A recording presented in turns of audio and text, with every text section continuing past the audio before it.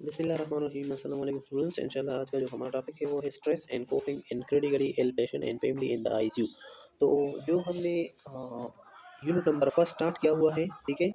ठीक है, तो क्रिटिकल नर्सिंग की जो फर्स्ट नंबर यूनिट है, ठीक है, ये concept of critical care nursing.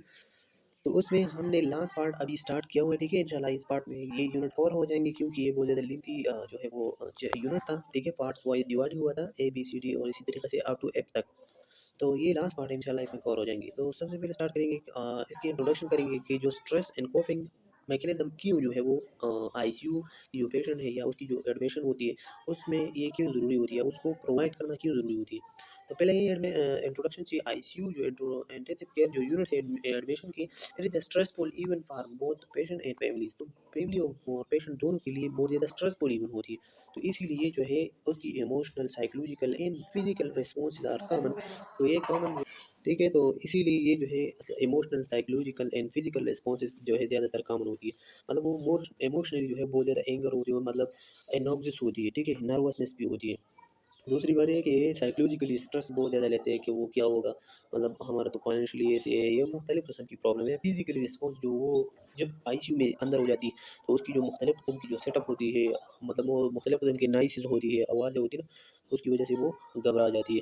फिर coping strategy play a key role in the managing the stress. मतलब फिर हम वो तो अगर एक पर्सन में अपना कोपिंग मतलब मैकेनिज्म हो तो वो तो वेल एंड गुड, लेकिन अगर किस पेशेंट का ना हो तो फिर हम उसके लिए मुख्तलिफ किस्म की थेरापीज़ वगैरह या उसको emotional support, psychological, physiological support दे सकते हैं, ठीक है, एज अ नर्सिंग।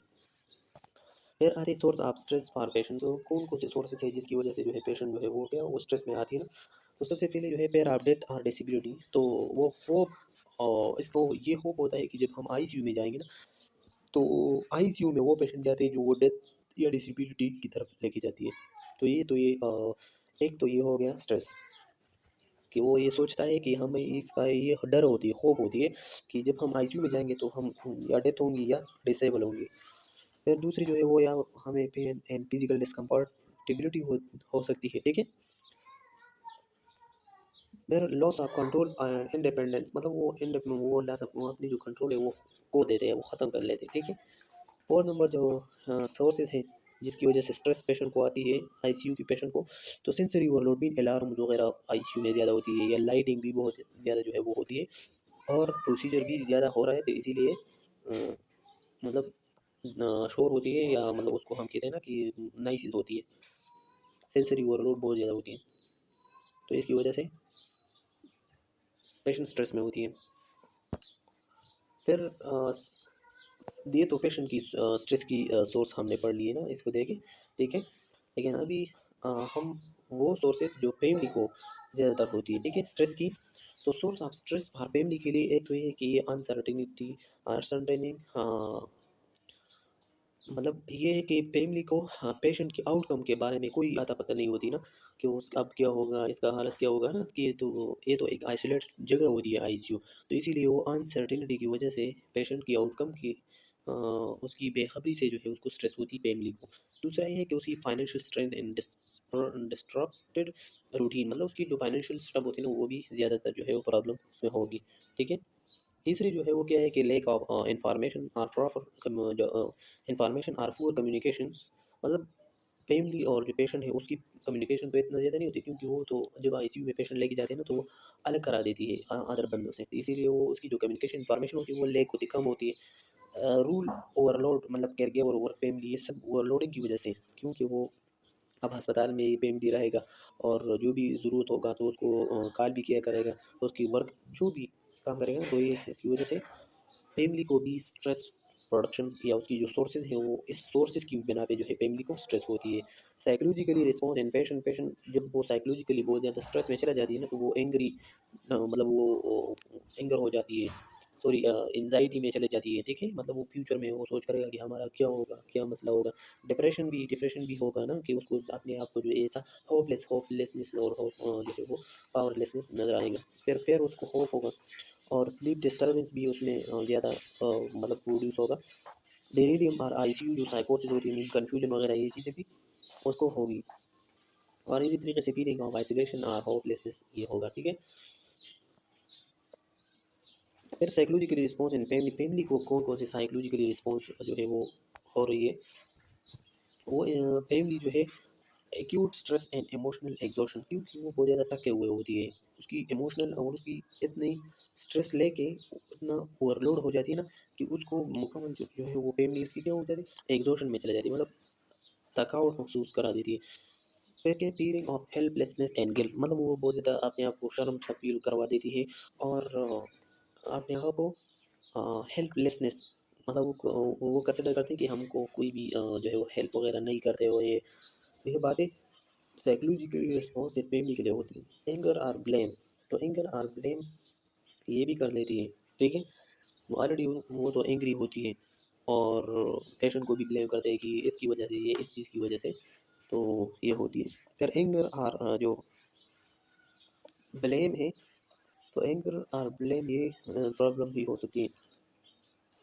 इसके बाद रिस्क का पोस्ट ट्रॉमेटिक जो स्ट्रेस और कम जो कॉम्प्लिकेटेड ग्रेप होती है, तो ये भी तो होती है, ठीक है।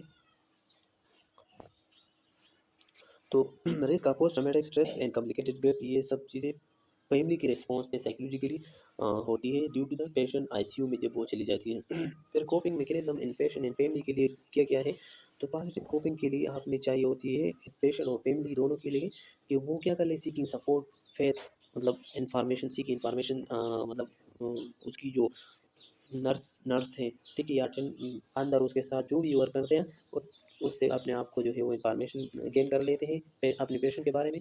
फिर उसको सपोर्ट की भी ज़रूरत होती है, अपने आप को खुद सपोर्ट कर सकते हैं, तो ये भी अच्छी होती है, ठीक है। दूसरी वो नेगेटिव कोपिंग मीन के डिनाइल या विड्रॉल एंड सब्सटेंसेस यूज, ये सब चीज़ें जो है वो क्या होती है, कोपिंग मैकेनिज्म का पेशेंट के लिए ही आती है, ठीक है।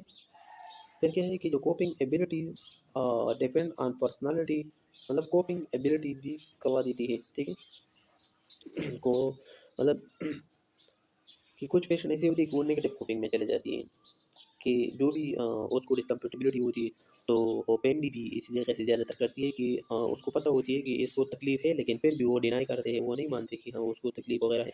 विड्रावल भी करते हैं अपने आप को, मतलब हर चीज़ से जो है वो विड्रा करते हैं कि हमें कुछ पता पता नहीं है इस चीज़ की, ठीक है। फिर क्या है कि जो सपोर्ट सिस्टम है, या मतलब सब्सटेंसेस अब्यूज़ है, सॉरी सब्सटेंसेस अब्यूज़ कुछ नेगेटिव है, ये चीज़ आपने याद रखना है, आपको पता है होना चाहिए कि सब्सटेंसेस अब्यूज़ जो है वो नेगेटिव कोपिंग है।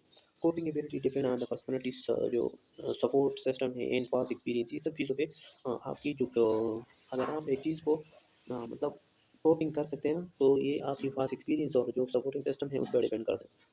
The rule of healthcare provider क्या क्या है, तो फर्स्ट जो provide consistent and honest communication, तो इवन हमारी जो हेल्थ केयर सिस्टम की जो लोग होते हैं ना, उसका रिस्पॉन्सिबिलिटी ये है कि वो उसकी फैमिली के साथ पोलाइट अंदाज में भी कम्युनिकेशन कर ले और कंसिस्टेंट वे में उसको उसके साथ कम्युनिकेशन कर ले। फिर दूसरा नंबर जो है वो show empathy and active listening, और ये भी उसके यहाँ क्या है कि हमारा हेल्थ केयर सिस्टम की जो भी नर्सेज है, तो नर्सेज को चाहिए होती है कि वो जो फैमिली जो पेशेंट की जो लिसनिंग है वो एक्टिवली सुन ले, ठीक है, और उसके साथ एम्पैथी की जो उसकी नीड है उसको पूरा करने की कोशिश कर ले, ठीक है। फिर तीसरी नंबर पे है कि इनकरेज पेशेंट एंड फैमिली जो पार्टिसिपेशन है इन केयर डिसीजन में, तो वो भी आपने जो है वो क्या करना है कि इनकरेज करना है पेशेंट को और उसकी जो फैमिली को, कि ताकि पार्टिसिपेशन कराया जाए इसकी केयर के डिसीजन में। तो जब आप वो पार्टिसिपेट होगी ना, तो उसकी वजह से आप एक, फिर क्या है कि जो इन्वॉल्व सोशल वर्कर भी और काउंसलर और इसी तरीके से जो एक्सप्लेनर होती है, मतलब सब जो है वो हेल्थ केयर को प्रोवाइडर को चाहिए होती है हर बंदे को, ताकि हर पेशेंट के साथ जो है वो पोलाइटली अंदाज में भी आए और उसके साथ जो है वो क्या करे, मतलब उसकी सपोर्ट करवाएं। सपोर्ट स्ट्रेटजीज़ के लिए कौन कौन सी स्ट्रेटजीज़ हैं, मतलब दो वेज़ है स्टेप बाय स्टेप, तो उसमें जो है फैमिली मीटिंग एंड अपडेट है, ठीक है, फैमिली के साथ जो है वो बार बार मीटिंग करना और उसको अपडेट देना कि आपकी पेशेंट का हालत इस तरीके से है या आपकी पेशेंट की हालत इस तरीके से, इसकी वजह से उसकी तसल्ली हो जाती है। साइकोलॉजिकली काउंसलिंग एंड फिर सपोर्ट ग्रुप ये भी प्रोवाइड करना है, ठीक है, और काउंसलिंग साइकोलॉजिकली जो स्ट्रेस डिप्रेशन एंजाइटी वगैरह पैर में होती है ना, तो उसको रिड्यूस करने की कोशिश करनी चाहिए।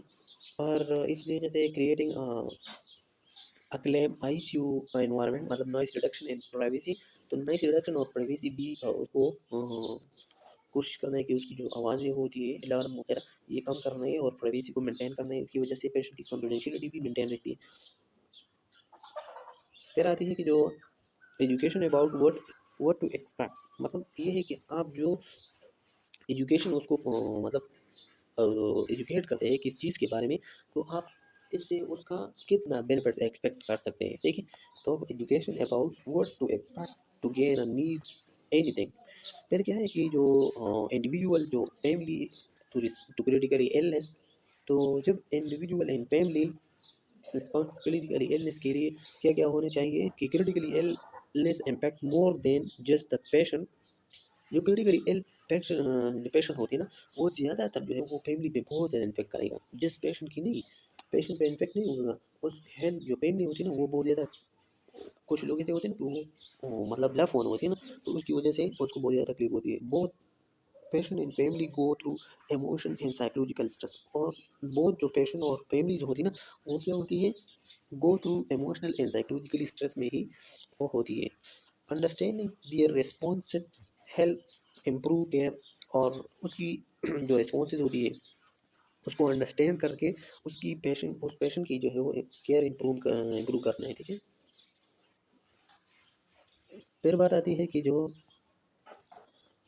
पेशेंट रिस्पॉन्सेज है टू क्रिटिकली इलनेस की साइड पे, तो पेशेंट रिस्पॉन्सेज क्या क्या होना चाहिए क्रिटिकल इलनेस के लिए, तो वो है कि इमोशनल मीन की जो फेयर, एंजाइटी, डिप्रेशन, हेल्पलेसनेस, तो ये इमोशनल रिस्पॉन्सेज होती है। कॉग्निटिव अगर आप देख लें तो आईक्यू पेशेंट की उसकी जो कंफ्यूजन है, मेमोरी इश्यूज होती है या डिफिकल्टी वो एक चीज़ पे फोकस नहीं करती, ठीक है। और तीसरी जो चीज़ है वो बिहेवियरल है कि मतलब हर चीज़ से वो विड्रॉ लेती है, कोई भी इंटरेस्ट किसी चीज़ में नहीं रखती। एजिटेशंस होती है, उसको नर्वसनेस आती है, और रिकूजल आप केयर जो भी केयर आप प्रोवाइड करते हैं, तो उससे आईसीयू पेशेंट जो है वो बिहेवियरल चेंजेस की वजह से वो क्या होती है, वो अपने आप को अलग कर लेती हैं।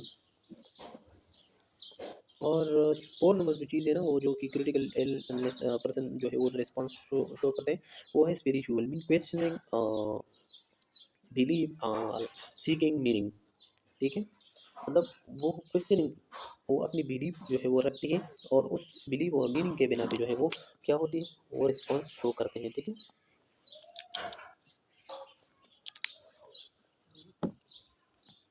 फिर ये है कि कोपिंग मैकेनिज्म, तो कोपिंग मैकेनिज्म में वो हेल्थी कोपिंग, सीकिंग जो support, prying and asking questions, और कोपिंग मैकेनिज्म के लिए सबसे पहली चीज़ ये है कि आपने हेल्थी कोपिंग, आपने सपोर्ट जो है वो लेना है, दवाई लेना है, और इसी तरीके से आस्किंग क्वेश्चन क्वेश्चन पूछना है कि ये अगर ये चीज़ हमें है तो ये कितने दिन लेगा, ये हमें हमारे इम्प्रूवमेंट कहाँ तक होगी, हम अभी जो पहले वाले से हमारा इम्प्रूवमेंट होगी या नहीं, तो ये सब क्वेश्चन उसकी हेल्दी कोपिंग की मैकेनिज्म है।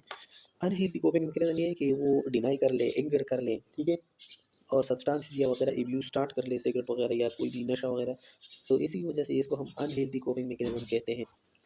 फिर ये है कि जो कोपिंग स्टाइल है, very cross individual our culture, her culture की अपनी अपनी जो है कोपिंग मैकेनिज्म है और स्ट्रेटजीज है जो कि फॉलो कर लेते हैं अपने अपनी पेशेंट के लिए। फिर बात आता है कि जो पेशेंट है, ठीक है, कल्चरल एंड सोशल जो इन्फ्लुएंसेस होती है, तो cultural background shape emotional expression. आप आपकी जो कल्चर है, कल्चरल बैकग्राउंड है, वो आपकी इमोशन को, इमोशनल एक्सप्रेशन को शेप कर लेती है। मतलब कुछ ऐसा कल्चर जो होती है जो कि मामूली सा पेन को बहुत ज़्यादा वो बड़ी चीज़ जो है वो समझती है, कोई भी ऐसा कल्चर भी है कि वो मेडिसिन वगैरह है, टैबलेट वगैरह, ये सब चीज़ें उससे बहुत ज़्यादा पेयर करती है कि अगर हमने ये ले ली तो हम एडिक्शन के शिकार होंगी। तो ये सब चीज़ें जो है वो आपके इन्फ्लुएंस होगी आपकी पास कल्चर पे, उसके आपकी बैकग्राउंड की कल्चर पे, ठीक है। some family expert full environment, other differ to provider, मतलब कुछ फैमिलीज ऐसा होती है कि वो ये चीज़ें बहुत ज़्यादा ऐसा लेते हैं कि वो खुद जो है वो अपनी मतलब क्या है कि चलते फिरते हैं और वो हर चीज़ को अपने फुल इन्वॉल्वमेंट करते हैं पेशेंट की केयर के लिए। तो ये वो भी कल्चर की या सोशल की जो इन्फ्लुएंसेस है उस पर डिपेंड करता है। और इसी तरीके से जो respecting believe enhance trust and cooperation, और जब आप कल्चरली कंपेटेंट केयर प्रोवाइड करते हैं ना, तो इसकी वजह से उस पेशेंट की आप पे ट्रस्ट भी बढ़ते हैं और आपकी रिस्पेक्ट भी बिलीव बढ़ती है, और आपको आपके साथ कोऑपरेशन भी करेगा। लेकिन पेशेंट के साथ साथ आपने क्या करना है, ये चीज़ें करवाना है, ठीक है। फिर फैमिली मेंबर जो है वो रिस्पॉन्सेज़ की क्या हो सकती है। तो सबसे पहले ये है कि इनिशियल में तो मोस्टली क्या होती है कि इनिशियल रिएक्शन में मोस्टली तो शॉक होती है या डिनायल या डिसबिलीव कर लेती है कि ये वैसे वो मज़ाक कर रहे हैं या उसको ये तकलीफ़ नहीं या वैसे ऐसे, ठीक है। तो फैमिली मेंबर रिस्पॉन्सेज़ मोस्टली ये इनिशियल रिएक्शन के करते हैं। फिर इमोशनल स्ट्रेस में एंग्ज़ायटी उसको लगती है, वो खफ़ा भी हो जाती है, सैडनेस और गिल्ट और होपलेसनेस भी आ जाती है, ठीक है। उसकी बिहेवियरल जो फैमिली की बिहेवियर है वो चेंज होती है। तो बिहेवियरल चेंजेस भी होती है कि mean sleep disturbance and apatite loss होती है, ठीक है। मतलब उसकी जो भूख का न लगना, ये सब चीज़ें ये बिहेवियरल चेंजेस में आती है। और स्लीप की डिस्टर्बेंस भी क्या होती है, अ, हो जाती है। फिर लॉन्ग टर्म की जो बर्नआउट होती है, मतलब अगर एक पेशेंट ऐसा है कि वो आईसीयू में 2-3 महीने गुज़ारेगा, तो कोशिश तो आप खुद सोचिए कि 2-3 महीने का आईसीयू में गुज़ारना और उसकी फैमिली किस तरीके से बर्नआउट होंगी, मतलब कितना एग्ज़ॉस्ट होंगी, कितनी जो है वो थकी होंगी ना। तो इसीलिए complicated grip and post traumatic stress disorder की वजह से ये सब चीज़ें उसको लग सकती है इस फैमिली मेंबर्स को। किसकी वजह से? पेशेंट की वजह से, क्योंकि वो प्रोलॉन्ग टाइम से वो आईसीयू में है, तो उसको ये एक सर दर्द जो है वो लगती है। फिर जो है फैमिली डायनामिक एंड कम्युनिकेशन। तो फैमिली डायनामिक एंड कम्युनिकेशन में हम ये देखेंगे कि critically illness can either strengthen और स्ट्रेन फैमिली बॉन्ड। मतलब कुछ ऐसा फैमिलीज होती है उसको मतलब उसकी क्रिटिकली इलनेस पेशेंट को और हेल्प देते हैं, सपोर्ट देते हैं, फुल सपोर्ट देते हैं, चाहे कितनी भी टाइम उस बीमारी में गुजारती है। लेकिन कुछ ऐसा होती है कि वो कुछ फैमिली स्ट्रेंथ बॉन्ड बना देती है, ठीक है। तो उस बॉन्ड की वजह से decision making can lead to conflict. उस फैमिली की जो डायनामिक्स है, उसकी जो सोच है, ठीक है, तो वो अगर कम्युनिकेशन पेशेंट की राय के मुताबिक हो, ठीक है, तो फिर कोई कॉन्फ्लिक्ट नहीं बनेगा। लेकिन अगर इसके अपोजिट हो तो फिर कॉन्फ्लिक्ट आएगा। Open respectful communication is essential. इसमें ये ऐसा नहीं होना चाहिए कि दिल में फैमिली का कुछ और हो और वो रिस्पॉन्स कुछ और करता है ना। तो इसीलिए जो है मतलब ओपन और रिस्पेक्टफुल कम्युनिकेशन की ज़रूरत होती है, ठीक है। तो आपने जो है क्या करना है, फैमिली को चाहिए होती है कि उसके साथ ओपनली और जो पेशेंट है ओपनली, और आपने उसको रिस्पेक्ट देना है, रिस्पेक्टफुल कम्युनिकेशन प्रोवाइड करना है। ऐसा नहीं कि वो उसको बहुत ज़्यादा जो है वो मतलब ऑकवर्ड लहजे लहजे में आप उसके साथ बातें करते हैं, नहीं, क्योंकि उस पे इम्तिहान है और ये सब पे आ सकती है, ठीक है। तो आपने कोशिश करना है कि हर पेशेंट के साथ सॉलिडरिटी के साथ जो है वो बर्ताव कर लीजिए। फिर आते हैं जो सपोर्ट्स होती है, मुख्तलिफ किस्म के सपोर्ट्स और उसकी जो नीड्स होती है ना, वो क्या क्या है। तो फैमिली की जो नीड्स होती है ना, तो वो सपोर्ट नीड्स फैमिली की तरफ से जो नीड्स है कि इमोशनल सपोर्ट देना है, मीन काउंसलिंग या उसकी जो काउंसलिंग भी करना है और उसको लेसन भी करना है। मतलब जो भी बातें करेगा ना, तो उसको क्या करना है, सुन।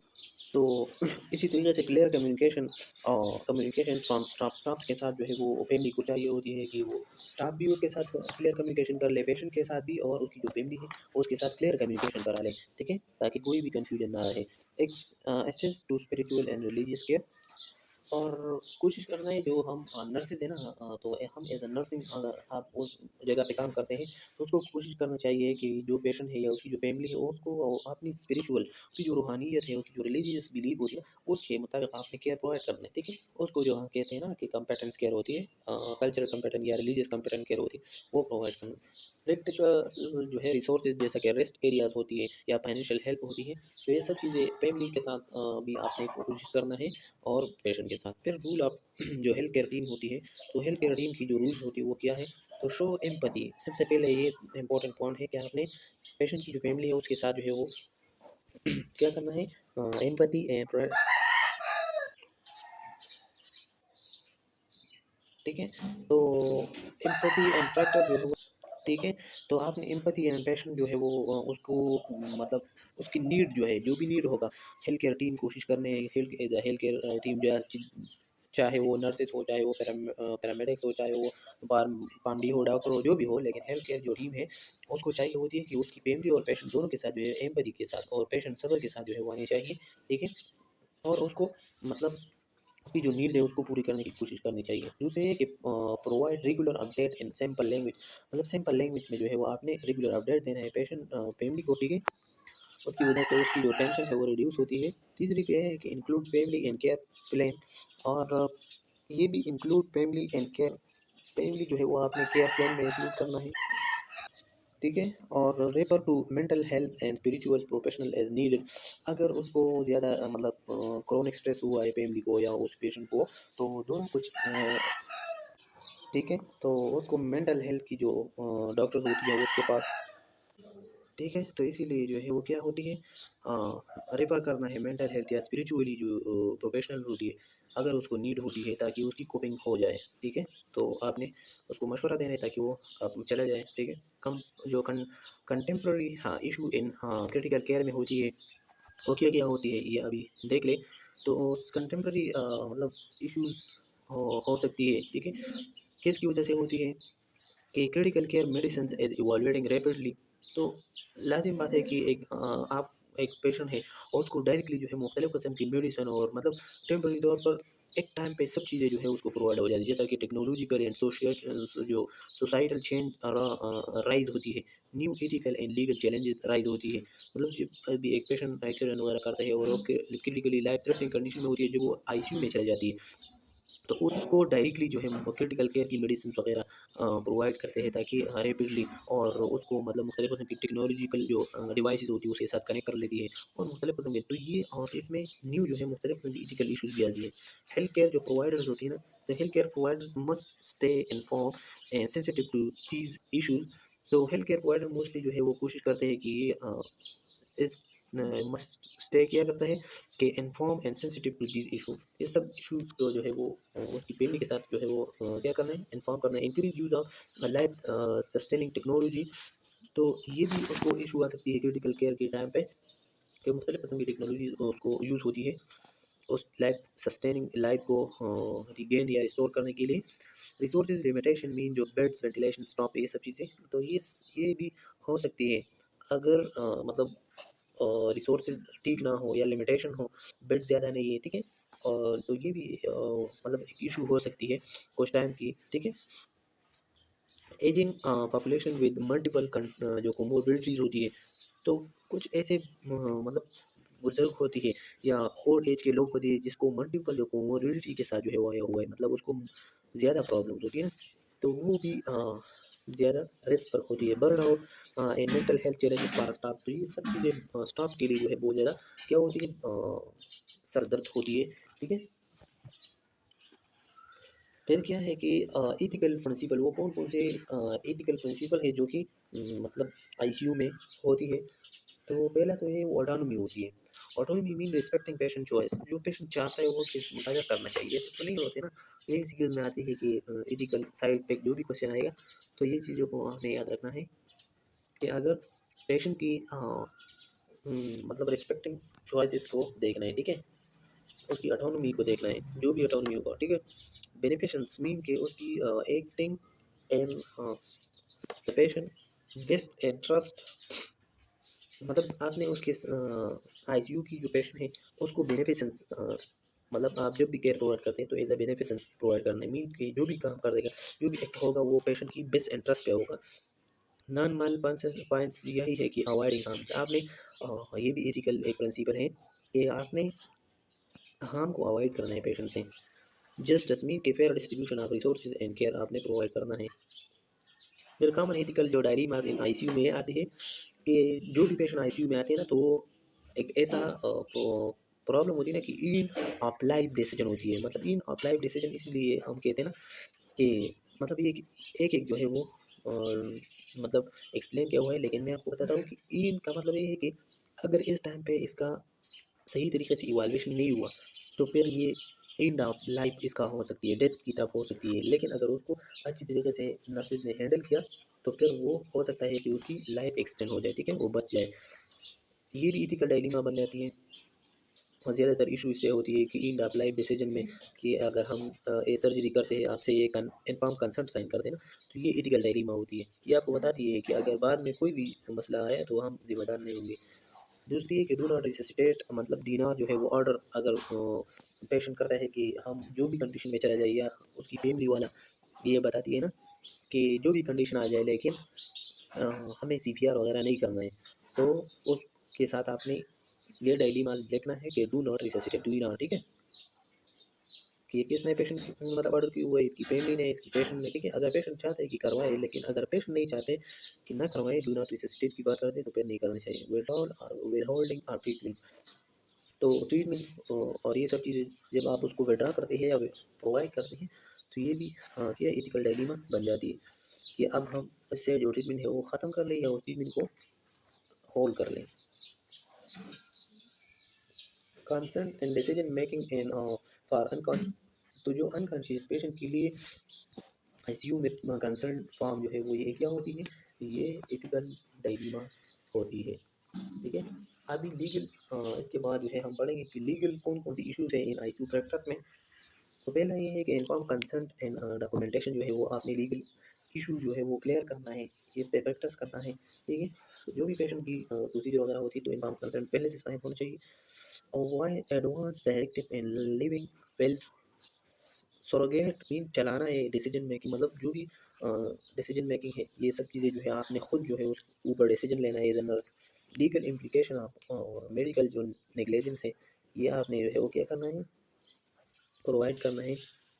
और ये लीगल इम्प्लीकेशन आपने जो है मेडिकल नेग्लिजेंस, मतलब ये है कि जो लीगल इम्प्लीकेशन है, जब आपसे कोई भी खता हो जाए, उस पेशेंट को जो मेडिकेशन प्रोवाइड करना है या कोई प्रोसीजर के दौरान जो भी लीगल इम्प्लीकेशन होगा वो, अगर आपने कोई मेडिसिन दे दी और आपको पता भी है लेकिन आपने नेगलेक्ट किया कि उसकी कोई भी नहीं होगा और आपको पता है कि इसकी रिएक्शन वगैरह हो सकती है, तो उस हालत में आपने उसके लिए अपना लीगल एप्लीकेशन होती है, मतलब लीगल कानूनसाजी होती है, वो फिर जो भी सज़ा होगा वो उसको प्रोवाइड हो सकती है। तो ये लीगल इश्यूज़ हैं, ठीक है। इन्फॉर्म कंसर्ट या डॉक्यूमेंटेशन, तो डायरेक्टिव लिविंग जो है एडवांसमेंट की जो भी केयर आप प्रोवाइड करते हैं तो ये आप उसकी जिम्मेवार होंगे। और सरोगेट डिसीजन मेकिंग, जब आप उसकी डिसीजन लेते हैं ना तो वो बंदा डिसीजन लेता है जो एक्सपर्ट हो ना, वैसे हम तो नहीं ले सकते। और जो भी लीगल इम्प्लीकेशन है मेडिकल नेग्लिजेंस की वजह से, जब आप एक चीज़ को नेगलेक्ट करते हैं उसकी वजह से जो भी सज़ा हो वो आपको मिलनी चाहिए।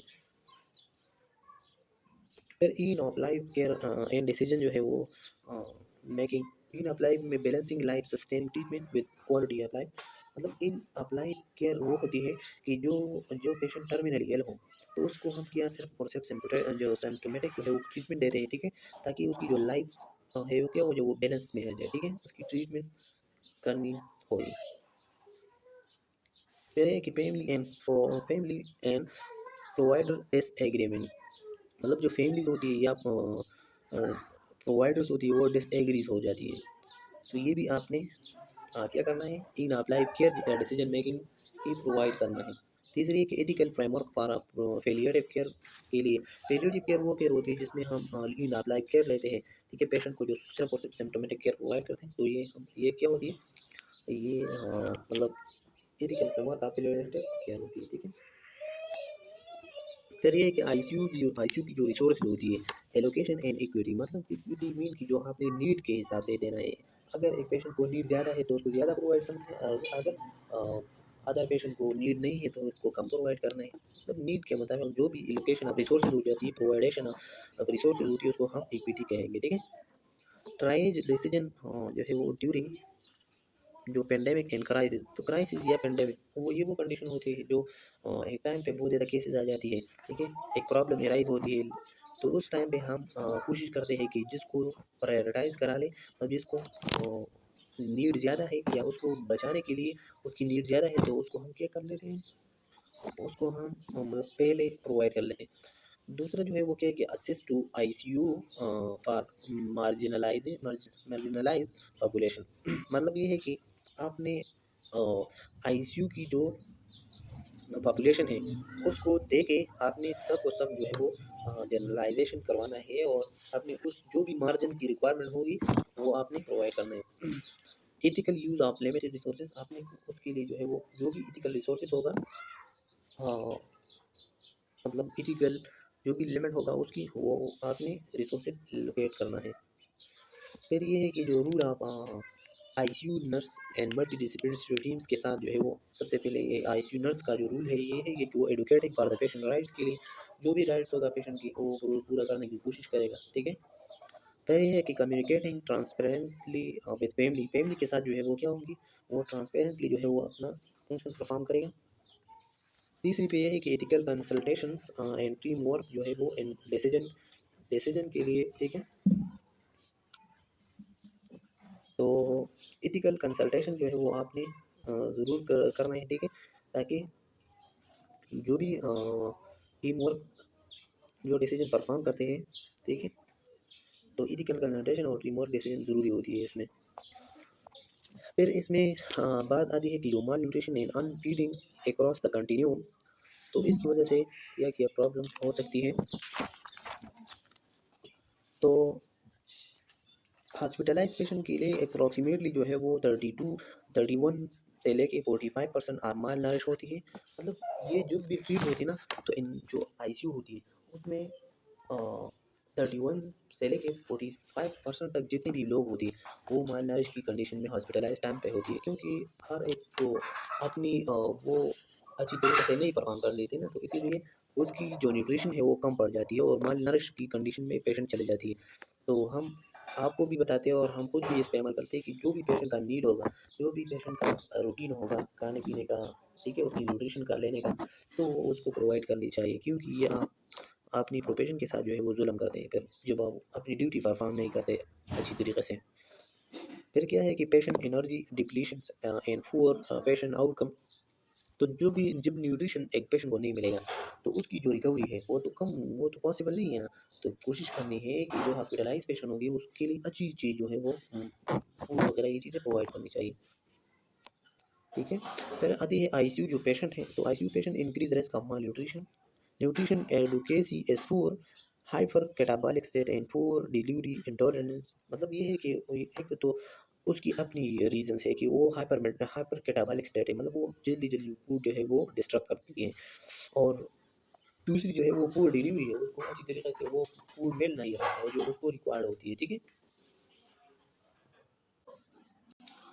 और can result in a prolong stay in ICU health care cost and higher mortality. तो ज़्यादातर उस पे रहने आईसीयू में रहने की जो प्रोलॉन्ग स्टे की पेशेंट होती है वो इतना पैसे उस पर खर्च करते हैं ना कि उसकी जो मोर्टेलिटी जो है वो मतलब फिर वो बाद में अगर वो रिकवर भी ना हो जाए तो ये एक और जो है प्रॉब्लम बन जाती है, ठीक है। तो हायर मोर्टेलिटी मोस्टली आईसीयू में जो भी पेशेंट होगा वो हायर मोर्टेलिटी पे होती है, ठीक है। पोस्ट आईसीयू जो है वो oral intake post exudation as an advocate mean, मतलब ज़्यादातर जो पोस्ट आईसीयू जो है वो होती है उसकी क्या होती है, मतलब ओरल इंटेक फिर स्टार्ट कर लेती है। तो आपको पता भी है कि जो आईसीयू में है, आईसीयू में हम ओरल इंटेक नहीं देते, हम इंजेक्टिव पे मोस्टली उसको फीडिंग देते हैं। फिर क्या है कि जो पोस्ट हॉस्पिटल जो सिंड्रोम होती है, तो vulnerable period is 30 days after hospital discharge. तो ज़्यादातर क्या होती है, ठीक है। फिर कंक्लूजन पे आते हैं कि जो स्ट्रेस इन द मतलब ये सारे जो जितने भी A B C D E F जो A B C D O ये सब जो एफ तक पार्ट हमने पढ़ी ना, तो इसकी कंक्लूजन यही है। कंक्लूजन को ज़रा गौर से सुन ले, आपको पैदा होंगे। Stress in the ICU is significant but manageable with the right support. मतलब जब आप पेशेंट जो भी मतलब ज़्यादा स्ट्रेस हो रही है, हमें पता है, आपको भी पता है आईसीयू में जो पेशेंट है, लेकिन उसको अगर आप अच्छी और राइट वे पे आप हम ट्रीट कर लेते हैं ना, तो उसकी जो स्ट्रेस है वगैरह ये चीज़ें कम हो सकती हैं, ठीक है। Understanding and addressing coping mechanism improve outcome. उसको आप एड्रेस कर सकते हैं या उसकी इम्प्रूवमेंट के लिए जो है वो आप मुख्तलिफ किस्म की जो है वो कोपिंग स्ट्रेटजी इख्तियार कर सकती है। और भी क्या है कि हेल्थ केयर टीम प्ले की रोल्स इन रिड्यूसिंग डिस्ट्रेस। और हम एज ए नर्स जो भी हम अहम रोल अदा करते हैं उस पेशेंट की जो स्ट्रेस है और जो डिस्ट्रेस है उसको कम करने के में बहुत अहम किरदार हमारी है। तो जब हम आप खुद मतलब हर चीज़ को नेगलेक्ट करते हैं तो फिर पेशेंट तो डिस्ट्रेस में ही रहेगा। तो कोशिश करनी चाहिए कि अपनी ड्यूटी को अच्छी तरीके से परफॉर्म करनी चाहिए हर किसी को। फिर reaction to critical illness are complex but normal. मतलब रिएक्शन होती है, जो रिएक्शन क्रिटिकल इलनेस पेशेंट करवाती है कम्प्लेक्स होती है बट नॉर्मल भी हो सकती है, ठीक है, क्योंकि वो खुद अपनी किसी स्ट्रेसफुल कंडीशन में होती है। Support and communication reduce distress. जब हम उसको कम्युनिकेशन और सपोर्ट देते हैं ना, तो फिर उसकी जो मतलब डिस्ट्रेस होती है वो खत्म हो जाती है। Patient and family centred care improve recovery and well being, मतलब पेशेंट सेंटर्ड केयर का मतलब ये है कि जो भी हर पेशेंट का अपना अपना प्रॉब्लम होती है, अपना अपना डायग्नोसिस होती है, डिजीज होती है, उसमें मुब्तला हो जाती है। तो हर पेशेंट को उसकी डायग्नोसिस के मुताबिक डील करनी होगी, तो पेशेंट की रिकवरी जल्दी होगी। अगर अकॉर्डिंग टू द लैब वगैरह की जो टेस्ट होगी उसके मुताबिक आपने उसको ट्रीटमेंट प्रोवाइड करना है। Critical care involve complex ethical and legal dimension, और जो क्रिटिकल केयर होते हैं ना, वो कम्प्लेक्स एथिकल, मतलब एथिकल और लीगल डायमेंशन दोनों की जो है वो कम्प्लेक्स होती है। ठीक है, लाजिम बात है, क्योंकि पेशेंट खुद टोटली नर्सेस पे डिपेंडेंट होती है, तो उसकी जो प्राइवेसी होती है या कुछ कल्चर की जो प्राइवेसी होती है और मुख्तलिफ किस्म की बात करती है ना, तो ये चीज़ें बहुत ज़्यादा कॉम्प्लेक्स होती है। जो लीगल और एथिकल डायमेंशन पे knowledge and empathy and team work are essential, तो उसको नॉलेज प्रोवाइड करना, एजुकेटेड करना उस पेशेंट को, फैमिली को, और उसको एम्पैथी शो करना, मतलब हमदर्दी शो करना। ठीक है, और इसके साथ साथ क्या करना है कि एम्पैथी और टीम वर्क या आर एसेंशियल होती है, ताकि उसकी रिकवरी पॉसिबल हो जाए। Continuous education help ensure high high quality ethical ICU care, मतलब जब आप बार बार जो है पेशेंट को आप उसकी केयर के बारे में, कि आपने इस तरीके से करना है, वैसे करना है, आपकी खुद इम्प्रूवमेंट, सेल्फ इम्प्रूवमेंट हो जाएगी, या उसकी फैमिली को भी बताएंगे। लेकिन जो पेशेंट के साथ ज़्यादा एजुकेशन करवाएगा ना, तो वो अच्छी तरीके से अपने खुद की जो है वो इम्प्रूवमेंट पे खुश होती ना। तो इसीलिए आपने पेशेंट के साथ जो है वो ज़्यादा एजुकेशन प्रोवाइड करना है, ताकि वो खुद अपनी हेल्थ की क्या कर ले, ख्याल रखे।